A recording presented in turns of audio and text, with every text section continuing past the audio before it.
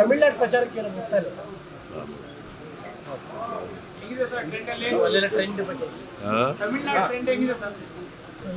ಗೊತ್ತಿಲ್ಲ ನನಗೆ. ಇರೋ ಇನ್ಫಾರ್ಮೇಶನ್ ಪ್ರಕಾರ ನಾನು ಹೋಗಿಲ್ಲ ಅಲ್ಲಿಗೆ. ಇರೋ ಇನ್ಫಾರ್ಮೇಶನ್ ಪ್ರಕಾರ DMK ಗೆಲ್ತದೆ ಅಂತ. DMK and its alliance. Kerala ಗೆಲ್ತೀವಿ ಸರ್. ಈ 5 ಸ್ಟೇಟಲ್ಲಿ ನಿಮ್ಮ ಗ್ಯಾರಂಟಿನ ಕಾಪಿನ ಬಹಳಷ್ಟು ಮಾಡ್ತಾ ಇದ್ದಾರೆ. ಎಲ್ಲರೂ ಕೂಡ ನೀವೇನು ಗ್ಯಾರಂಟಿ ಮಾಡಿದ್ರೋ ಅವನ್ನ ಎಲ್ಲರೂ ಕೂಡ ಪ್ರಣಾಳಿಕೆ ತೋರಿಸ್ತಾ ಇದ್ದಾರೆ. ಈಗ ಯಾರು ವಿರೋಧ ಮಾಡಿದ್ರು, BJPಯವರು ವಿರೋಧ ಮಾಡಿದ್ದು. ರಾಜಸ್ಥಾನದಲ್ಲಿ 2023ರಲ್ಲಿ ನರೇಂದ್ರ ಮೋದಿಯವರೇ ವಿರೋಧ ಮಾಡಿದ್ದು. ಇದನ್ನ ರಾಜ್ಯಗಳು ಮಾಡಕ್ಕೆ ಬರಲ್ಲ, ಮಾಡಿದ್ರೆ ಆರ್ಥಿಕವಾಗಿ ದಿವಾಳಿ ಆಗ್ಬಿಡ್ತವೆ ಅಂತೇಳಿ ನರೇಂದ್ರ ಮೋದಿಯವರು ಹೇಳಿದರು. ಈಗ ಅವರೇ ಮಾಡ್ತಾ ಇದ್ದಾರೆ. ಈಗ ಮೊನ್ನೆ ಬೆಂಗಳೂರಿಗೆ ಬಂದಾಗ ಒಂದು ಭಾರಿ ಚರ್ಚೆ ಆಯಿತು ಸಾಮಾಜಿಕ ಜಾಲತಾಣದಲ್ಲಿ. ನೀವು ಅವರು ಕ್ಲೀನಲ್ಲಿ ಏನು ಮಾತಾಡಲಿ ಅಂತ ಪಿಸಿ ಅಂತ ಆಯಿತು. ಇದ್ರ ಬಗ್ಗೆ ವುಮೆನ್ಸ್ ರಿಸರ್ವೇಷನ್ ಬಗ್ಗೆ ಮಾತಾಡಿದ್ರು. ನಿಮ್ಮ ನಿಲುವೇನು ಅಂತ ಕೇಳಿದ್ರು. ನಾವು ವುಮೆನ್ ರಿಸರ್ವೇಷನ್ ಪರ ಇದ್ದೀವಿ ಅಂತ ಹೇಳಿದ್ರು. ಈಗ ಡಿಲಿಮಿಟೇಷನ್ ಹೊಸ ಸೆನ್ಸಸ್ ಪ್ರಕಾರ ಆಗಬೇಕು, ಇಲ್ಲ ಹಳೆ ಸೆನ್ಸಸ್ ಪ್ರಕಾರನೇ ಆಗಬೇಕು?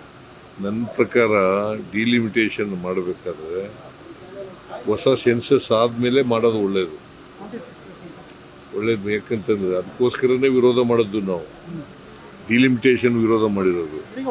ವುಮೆನ್ ರಿಸರ್ವೇಷನ್ ವಿರೋಧ ಮಾಡಿಲ್ಲ. ವುಮೆನ್ ರಿಸರ್ವೇಷನ್ನ ವಿರೋಧ ಮಾಡಿಲ್ಲ.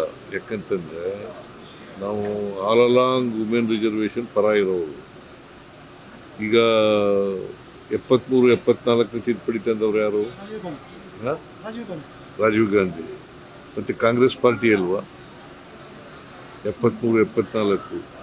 ಲೋಕಲ್ ಬಾಡೀಸ್, ಜಿಲ್ಲಾ ಪಂಚಾಯಿತಿ ಮತ್ತು ಸ್ಥಳೀಯ ಸಂಸ್ಥೆಗಳು ಇದ್ದಾವಲ್ಲ, ಮುನ್ಸಿಪಾಲ್ಟಿಗಳು, ನಗರ ಪಾಲಿಕೆಗಳು, ಅವರಲ್ಲಿ 50% ರಿಸರ್ವೇಷನ್ ತಂದಿರೋರು ಯಾರು? ಮಹಿಳೆಯರಿಗೆ. Congress party only. ನಾವ್ಯಾಕೆ ವಿರೋಧ ಮಾಡ್ತೀವಿ? ಅವರು ರಾಜಕೀಯ ಮಾಡ್ತಾ ಇದ್ದಾರೆ. ನರೇಂದ್ರ ಮೋದಿಯವರು ರಾಜಕೀಯ ಮಾಡಿ ಈಗ 23ರಲ್ಲೇ ಪಾಸ್ ಆಯ್ತು. ಪಾಸ್ ಆಯ್ತಲ್ವ? ಆಗಲೇ ಜಾರಿ ಕೊಟ್ಬಿಡೋರು. ಅಲ್ಲಪ್ಪ, ಯಾಕೆ ಇಲ್ಲಿ ಗಂಟೆ ವೆಯ್ಟ್ ಮಾಡಿದ್ರು? ಆಗಲೇ ಜಾರಿ ಕೊಟ್ಬಿಡೋರು. If they are committed for women reservation, they should have implemented. ಭ್ರೂಣ ಹತ್ಯೆಗೆ ಹೋಲಿಕೆ ಮಾಡ್ತಾ ಇದ್ದಾರೆ ಸರ್. ಅದು ಭ್ರೂಣ ಹತ್ಯೆಗೆ ಹೋಲಿಕೆ ಮಾಡ್ತಾ ಇದ್ದಾರೆ. ಪ್ರೈಮ್ ಮಿನಿಸ್ಟರ್ ಕಾಂಗ್ರೆಸ್ ಭ್ರೂಣ ಹತ್ಯೆ ಮಾಡ್ಬಿಡ್ತು. ಅಯ್ಯಪ್ಪ, ಅದಕ್ಕೆ ಡಬಲ್ ಸ್ಟ್ಯಾಂಡರ್ಡ್ ಅಂತ.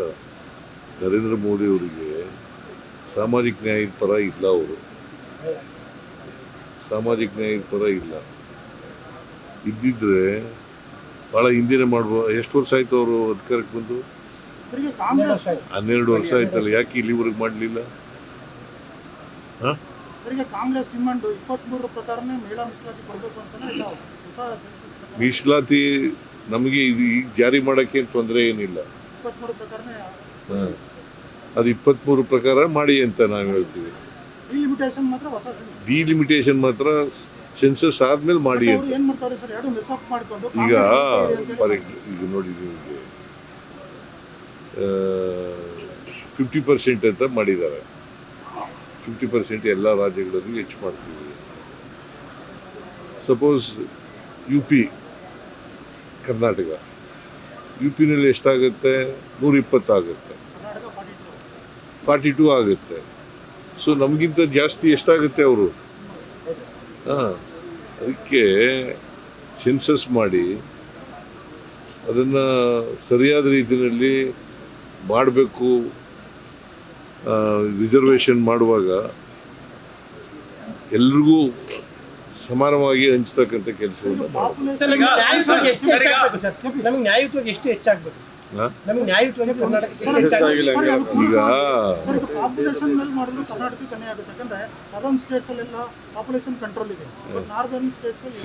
ಯಾಕೆ ನಾವು ಇದು ಮಾಡ್ತಾ ಇದ್ದೀವಿ ಅಂತಂದರೆ, ಪಾಪ್ಯುಲೇಷನ್ ಕಂಟ್ರೋಲ್ ಇದೆಯಲ್ಲ, ಅದನ್ನು ಸದರ್ನ್ ಸ್ಟೇಟ್ಸ್ನಲ್ಲಿ ಚೆನ್ನಾಗಿ ಮಾಡಿದೆ. UP-ನ ಉತ್ತರ ಕರ್ನಾಟಕದ ಉತ್ತರ ಭಾರತದವರು ಮಾಡಲಿಲ್ಲ. ಸೊ ಈಗ ಅವ್ರ ಜನಸಂಖ್ಯೆ ಜಾಸ್ತಿ ಆಗಿದೆ. ಅವರು ನ್ಯಾಚುರಲಿ ಅವ್ರಿಗೆ ಅನುಕೂಲ ಆಗುತ್ತೆ, ನಮಗೆ ಅನಾನುಕೂಲ ಆಗುತ್ತೆ. ಸರ್ ಬಿಜೆಪಿ ಅವರು ಹೇಳ್ತಾ ಇರೋದು ಮುಂದಿನ ದಿನಗಳಲ್ಲಿ ದೇಶದ ಮಹಿಳೆಯರು ಕಾಂಗ್ರೆಸ್ಗೆ ಪಾಠ ಕಲಿಸುವಂತ ಕೆಲಸ ಮಾಡ್ತಾರೆ ಅಂತೇಳಿ ಮೋದಿ ಆದಿಯಾಗಿ ಎಲ್ಲರೂ ಹೇಳ್ತಾ ಇರೋದು. ರಾಜಕೀಯ ಮಾಡ್ತಾ ಇದ್ದಾರೆ. ಮೋದಿಯವರು ರಾಜಕೀಯ ಮಾಡ್ತಾ ಇದ್ದಾರೆ. ಅವ್ರಿಗೆ ಈಗ 23ರಲ್ಲಿ ಪಾಸ್ ಆಯ್ತಲ್ಲ, ಆಗಲೇ ತಂದಿದ್ರು ಯಾರು ವಿರೋಧ ಮಾಡ್ತಿದ್ರು ವುಮೆನ್ ರಿಸರ್ವೇಷನ್. ಇದನ್ನ ವುಮೆನ್ ರಿಸರ್ವೇಷನ್ ಮತ್ತು ಡಿಲಿಮಿಟೇಷನ್ ಒಟ್ಟಿಗೆ ಯಾಕೆ ತಗೊಂಡ್ಬಂದ್ರು? ಕಾನ್ಸ್ಟಿಟ್ಯೂಷನ್ ತಿದ್ದುಪಡಿ ಯಾಕೆ ಮಾಡೋದಕ್ಕೆ ಹೋದ್ರು?